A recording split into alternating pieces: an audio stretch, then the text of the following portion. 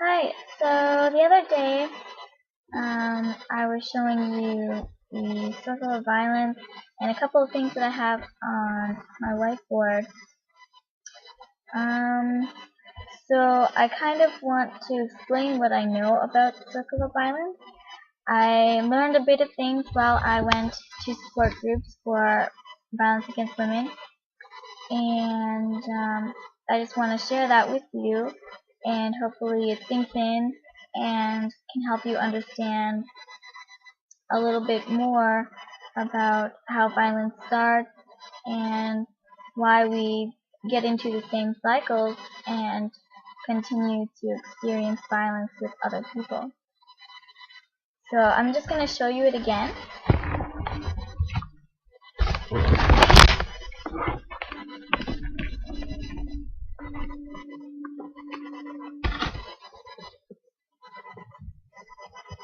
So as you can see, the circle of violence chart is about the family. So that's where violence usually starts, is with the family. You get the children and the parents.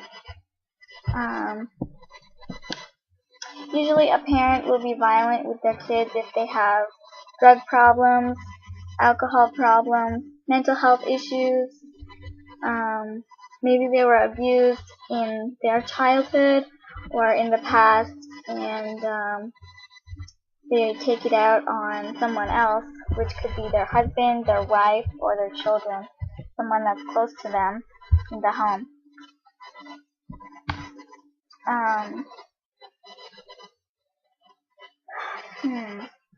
What can I say?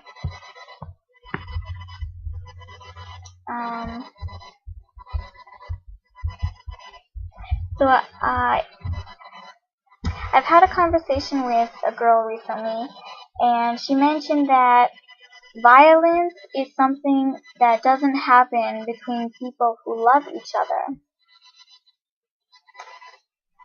That's an interesting, comment, and something I'd like to discuss. It's true that we feel that when someone is being violent with us, that they don't necessarily have a love for us because of their behavior. Their behavior shows us that they do not love us, they don't like us, and for whatever reason they're still around us, paying attention to us, and using us as their punching bag or something. I'm not sure what to say about that. I've had the same experience. When someone is violent to me, manipulating or controlling, I feel the same way. I feel like there's no love there, there's no connection. They're just, using me as a tool for them to, get out their anger.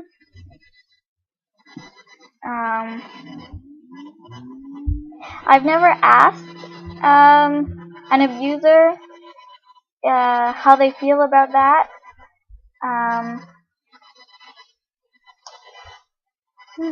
Maybe this video will reach other people like abusers, and maybe we can get some clarity on that. That would be really great.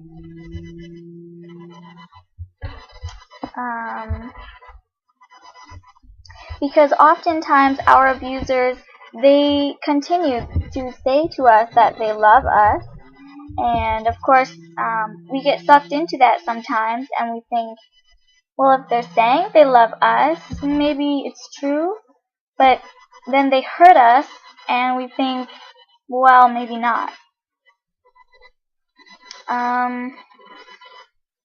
I'm sure there is a level of love that they have for you, but they have problems, and unfortunately, they take that out on other people. It's a fact of life that if your parents abuse you as a child, what you expect from people is different than what you would expect if you've never experienced abuse. Often your expectations of another human being are lesser, and you think it's normal that this thing should happen to you, but it's not. It's not a normal thing that should happen to you. You should never blame yourself for things that have happened to you. Maybe it's something that you did or something that you said that triggered this person's behavior towards you, but that is their personal choice. If they choose to harm you, people can practice self-control. Some people don't have self-control, and they lash out on you without thinking about it, and they don't think twice. They just do it. Some abusers are in the mindset that they're going to teach you something. By being violent towards you, they're going to show you that you can't say certain things or you can't do certain things. So giving them control over you, in a way.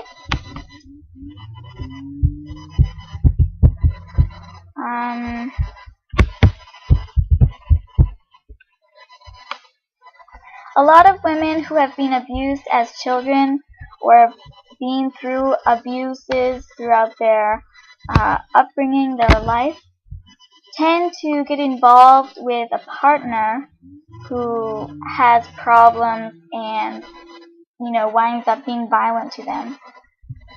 I don't know why this happens, but it's a common occurrence. I know with myself, I experienced violence growing up, and unfortunately, a few of the relationships I've been involved in have, had abuse and controlism and manipulation upon me, and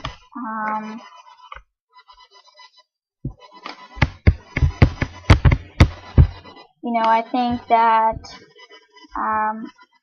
in retrospect, I didn't give myself time to get to know these boys before getting involved with them.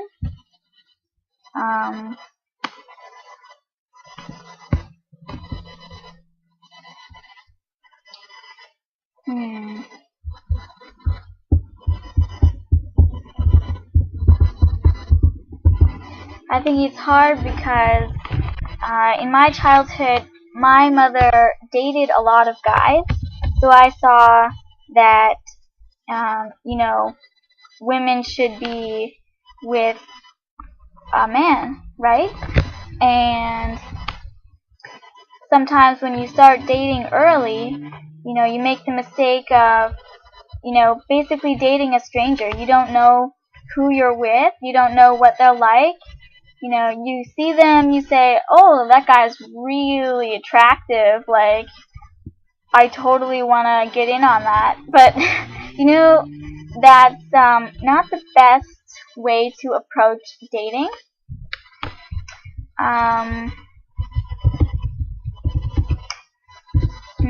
I feel bad for some of these people who have arranged marriages. They have to marry a person they've never met before, and they don't know what this person's like, and, if they're abusive, they actually have to, stay in the marriage, and, I don't know, in some countries they let you divorce, but, in other places, like, I don't know, I don't know if it's a law or something, they have to stay with that partner for, like, ever or something, but, that's a sad story. That would suck, too.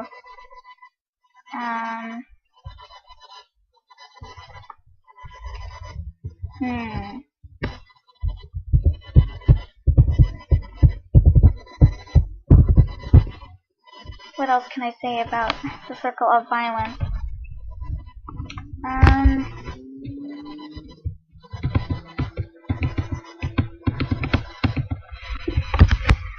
well, I guess there's this other concept of, um, if you're religious, you learn that you need to respect your parents first and abide by them and obey them, constantly. Love them no matter what they do. They could come after you, try to kill you, and you have to be like, good, thank you, I love you, thank you for that. I'm really glad that you are doing that. But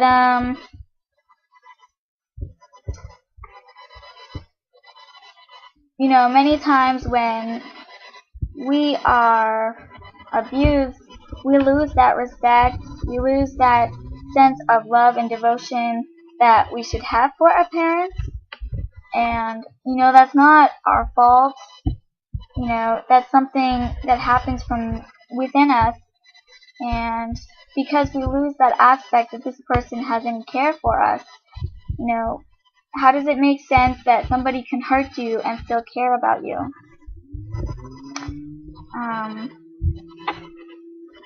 Now, it's one thing if this person has remorse for what they did.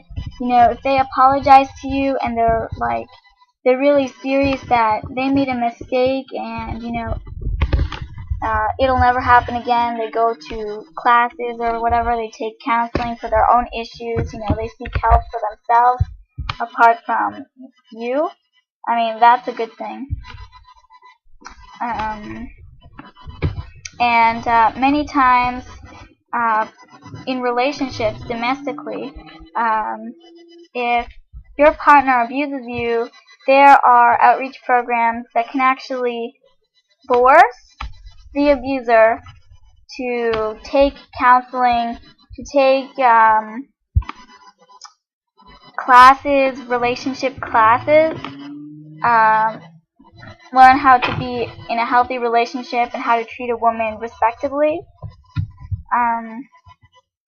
They can be forced to go to AA meetings. They can be forced to go to detox. And they can also be forced to be withheld from seeing you for like a year. And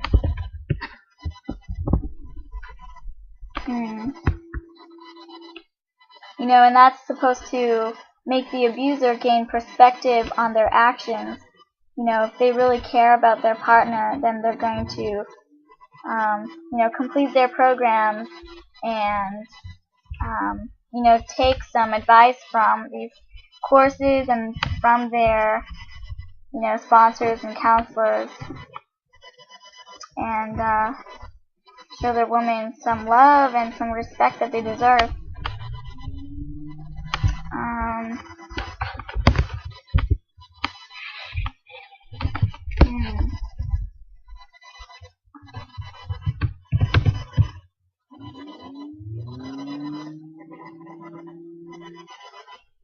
The one thing is, you don't have to stay in that situation.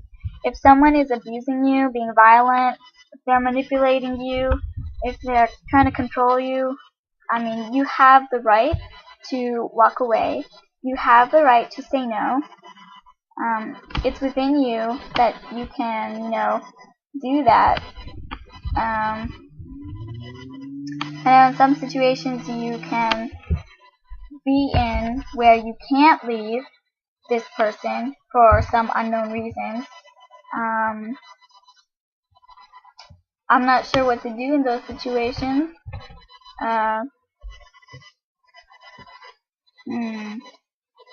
Because for myself, I know what that's like. But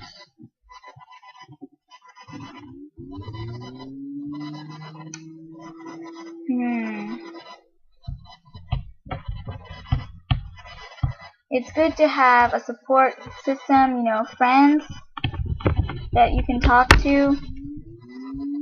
Even if you have one person that you can count on that will listen to you, that will believe what you say, give you as much advice as they can, and never abandon you when you're in crisis. I mean, as long as you have at least one support, then, I mean, things should be looking up for you. So it's good to try and get that.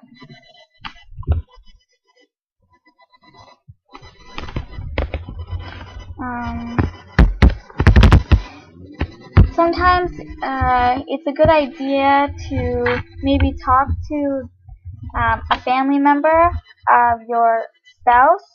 You know, if they're abusing you or something, chances are they have a history of being violent, you know, to their family members.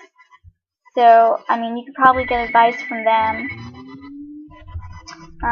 Personally, I've never exercised that, you know, for reasons of, you know, anxiety, nervousness, fear.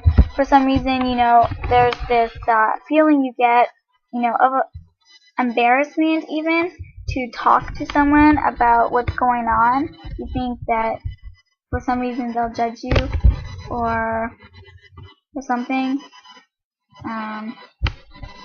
So I've never done that before. But I would encourage it. Like, if you have the strength and, you know, you have the confidence to do something like that, I would encourage that. You could get extra supports that way. And definitely I would encourage that for the most part you stay away from people who are being violent towards you. You know, if you see the first sign of violence means that it will get worse. There's always a starting point for every violent relationship, every violent situation. You know, they suck you in, they get you to like them, and then they start to take control. They start showing that they're the ones who, you know, they're the masters, they're the ones you need to listen to and to respect no matter what they do to you, you know. So you need to get out like now, because, you know, people are, you know, dangerous, you know.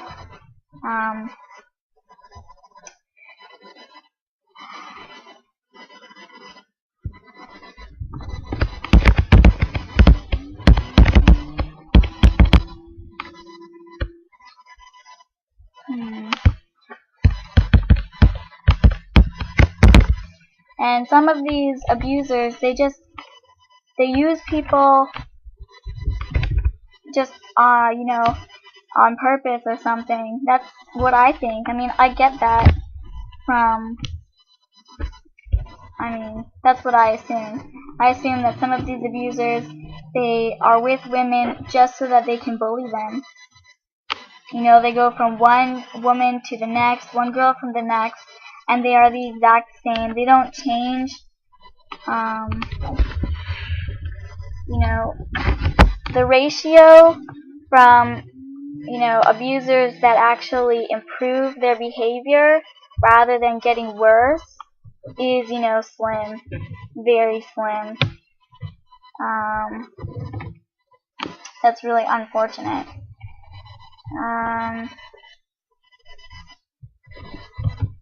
You know, if I could give one piece of advice to all you young ladies out there, don't date guys who do drugs. Don't date guys who drink or have tattoos. You know, they're bad news. They might be attractive, they might seem nice at first, but these kind of guys aren't, you know, the husband types. You know, these kind of guys are going to treat you badly, they're going to cheat on you, they're going to, you know, make up reasons to bully you and control you and manipulate you into doing things you don't want to.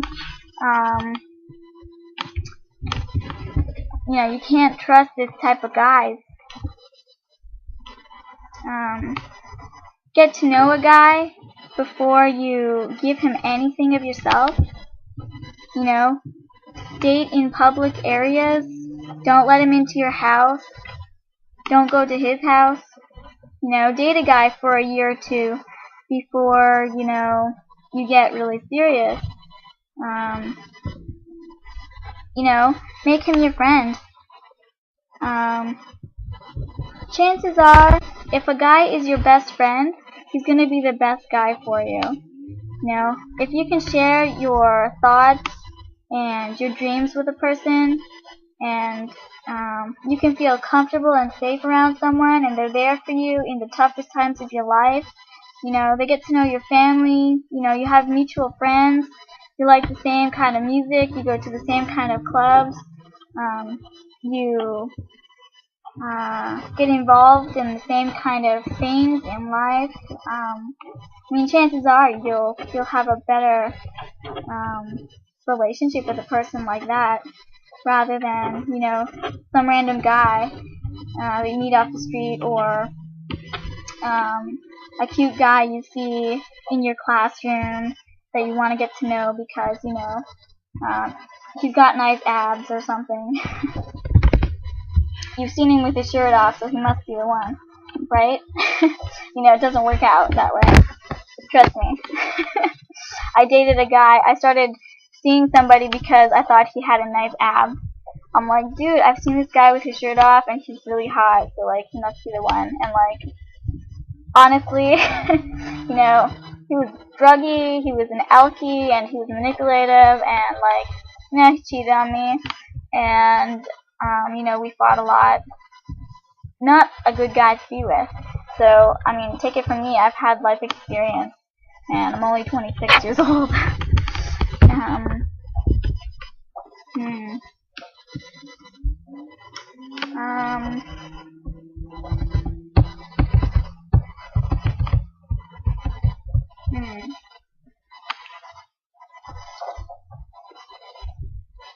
What else can I say?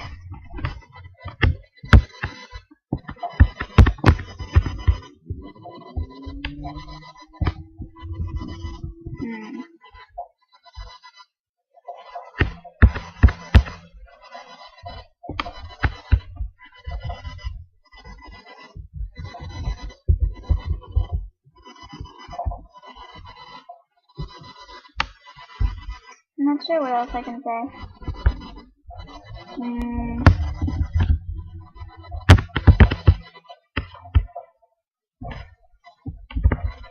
That's all for that. I'm gonna make 2 other videos about the stuff I showed you on the whiteboard. That creepy stuff that I was showing you that I thought was really weird.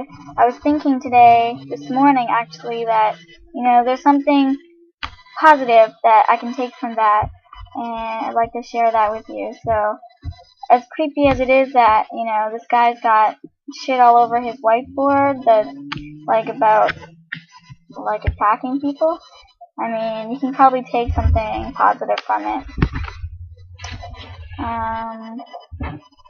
And this push and pull thing, yeah, you could probably take something positive from that too. Probably in regards to the creepy stuff that is on the whiteboard too. Things to defend yourself, how to defend yourself. Let's not look at the aspect of attacking someone. Let's look at the aspect of defending yourself.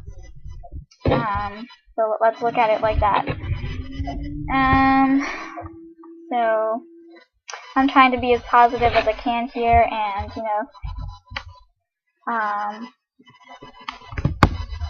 find reasons to